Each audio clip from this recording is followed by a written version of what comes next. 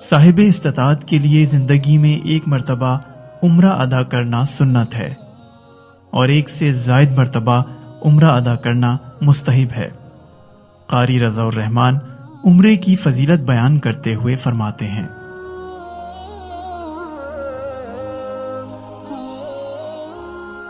نحمده ونصلي على رسوله الكريم اما بعد فاعوذ بالله من الشيطان الرجيم بسم الله الرحمن الرحيم وقال تعالى ان الصفا والمروة من شعائر الله فمن حج البيت او اعتمر فلا جناح عليه ان يطوف بهما ومن تطوع خيرا فان الله شاكر عليم۔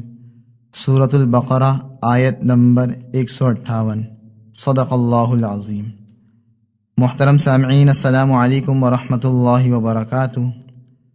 آپ حضرات نے جو آیت سماعت فرمائی، اس میں باری تعالیٰ کا ارشاد ہے، بے شک صفا اور مروہ اللہ تعالیٰ کی نشانیوں میں سے ہیں، لہذا جو شخص بھی بیت اللہ کا حج کرے یا عمرہ کرے تو اس کے لیے اس بات میں کوئی گناہ نہیں کہ وہ ان کے درمیان طواف کرے، اور جو شخص خوشی سے کوئی بھلائی کا کام کرے تو یقیناً اللہ قدردان اور جاننے والا ہے۔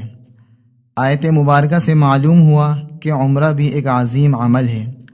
آپ علیہ الصلاۃ والسلام نے اپنے مدنی دور میں 4 عمرے کیے، جن میں سے 3 ماہ ذی قعدہ میں تھے۔ اسی مناسبت سے عمرے کے فضائل بیان کیے جاتے ہیں۔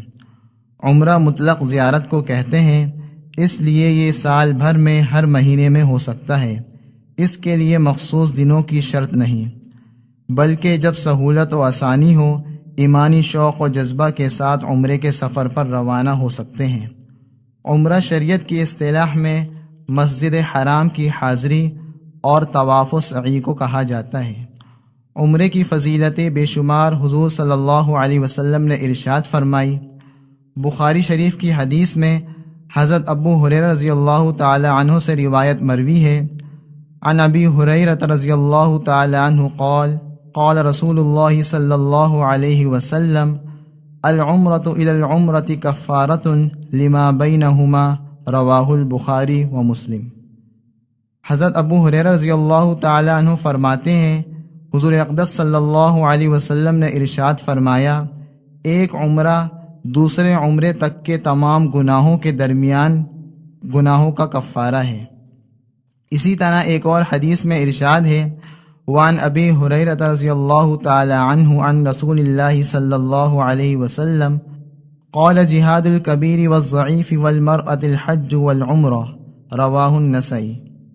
حضرت ابو ہریرہ رضی اللہ تعالی عنہ سے روایت ہے کہ رسول اللہ صلی اللہ علیہ وسلم نے ارشاد فرمایا کہ بوڑھے، کمزور اور عورت کا جہاد وہ حج اور عمرہ ہے۔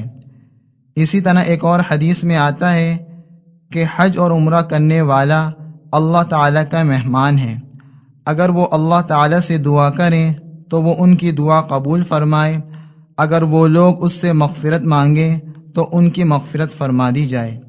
ان احادیث مبارکہ سے معلوم ہوتا ہے کہ عمرہ کرنے پر حضور علیہ الصلاۃ والسلام نے کتنی اہم بشارتیں اور فضیلتیں ہمیں بتائی ہیں۔ اللہ تعالیٰ سے دعا ہے کہ اللہ تعالیٰ ہم سب کو ان تمام فضیلتوں کا حقدار بنائے۔ وآخر دعوانا ان الحمد للہ رب العالمین۔